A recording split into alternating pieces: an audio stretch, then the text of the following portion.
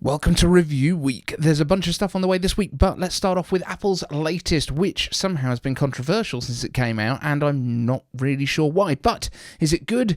Am I keeping it? Do I need trousers with larger pockets? Let's talk. Want the latest Apple news, leaks and rumours? Subscribe and ring the bell. So, context first, I'm upgrading from the iPhone 14 Pro up to the 16 Pro Max, which means going from a 6.1 to a 6.9-inch display, which is way bigger. It gets double the storage, better cameras, and for me, my first USB-C connected iPhone. And Apple Intelligence. I wouldn't have got that on the last one. And as I've said in most of my recent videos, if you have last year's iPhone, you almost certainly shouldn't be upgrading. And if you're not a heavy camera user, you probably don't need a Pro iPhone either. This year, the base 16 is an incredible phone, and if the phone wasn't the main camera for my channel, I'd probably have gone for that. Hell, Jon Prosser even went for a base iPhone 16 this year, not a Pro. This is iPhone 16, and this year, I'm choosing it over the Pro.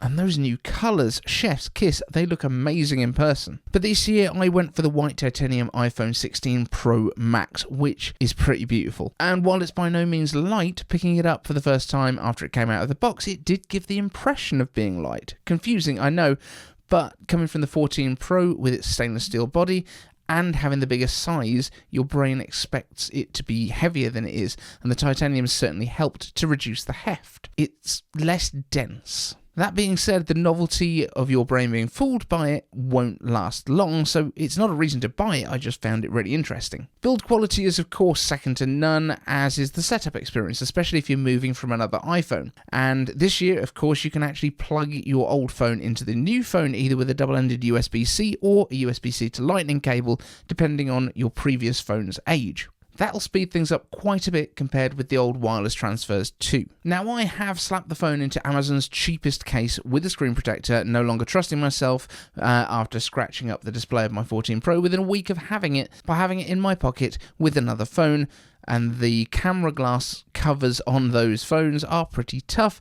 Left all these swirly patterns on my display, which made me sad. And also, for the first time since the channel started, I had 0 offers this year to review anyone's cases. Now I've got 3D printers, vacuum cleaners, headphones and fitness trackers all coming up this week, but no phone case, and for an Apple channel that's really weird, so go figure. So I guess suggest your favourites down in the comments below and slap the subscribe button while you're down there. And as usual, the iPhone does all of the stuff that the last one did, but a little better and a little faster. We'll come to Apple Intelligence in a moment because that's probably where most of the controversy is, but first, cameras. Honestly, this is why I upgrade when I do.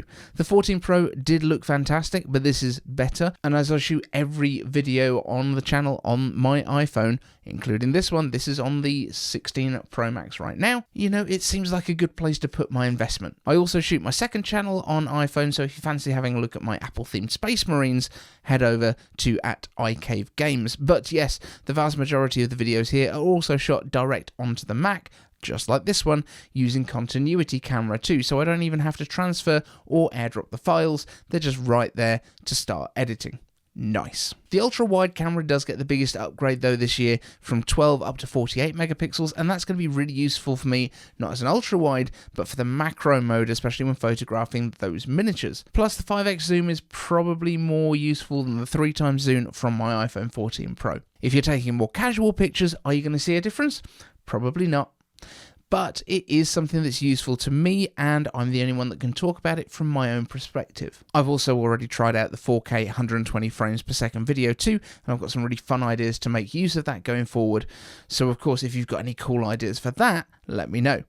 And there's camera control, not the capture button, that's not what it's called. But while a lot of reviewers have found it awkward and difficult to use, I've found the opposite. I've found myself more likely to pull the phone out of my pocket and snap something just because it's there, and it feels really natural to use. The half press and the double half press will take a little bit of time to remember to use, and it's a subtle difference between the pressures needed, but it is on Force Touch trackpads for the MacBooks as well. And the swipe to switch modes or zoom levels, maybe it's just me, but it feels kind of sci-fi to me. I really like it. And another advantage of this biggest iPhone ever is that it has the best battery life ever. I'd say today I used it more like a normal human than I normally do when I'm videoing stuff a lot. And since taking it off charge at about 8 a.m. this morning, it's not been charged since, and it's 10:15 p.m. when I write this, and I have 38% battery left.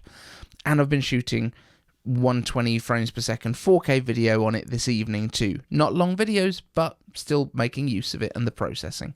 That is a massive quality of life improvement over the 14. Oh, and I'm also running the public beta on it too, and maybe my language is set to US English, so I can use what already exists of Apple Intelligence. So here's what's here now. If you're happy to install the public beta or the developer beta on your shiny new device, you'll get notification summaries, and honestly so far they've been hit and miss. For example, if I have 2 YouTube notifications about new videos from people that I follow, it tries to combine the 2 titles into one, giving me quite often a nonsensical mess. Some are good, some are useless. We also have the fancy new Siri animation with the glow around the edge, and a better understanding of stumbled or corrected requests.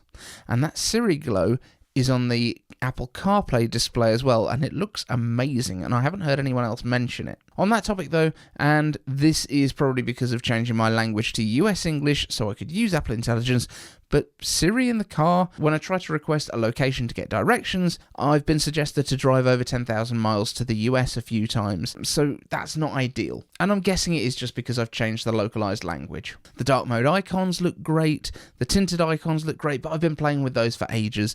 We're talking more about the changes with the physical hardware, and, you know, it's beautifully built. It's all of the things you would expect from an iPhone. But overall, do you need to sprint out and upgrade yours instantly? Almost certainly not. Does it feel nice to have a brand new device in your hand, factory fresh and beautiful? Of course.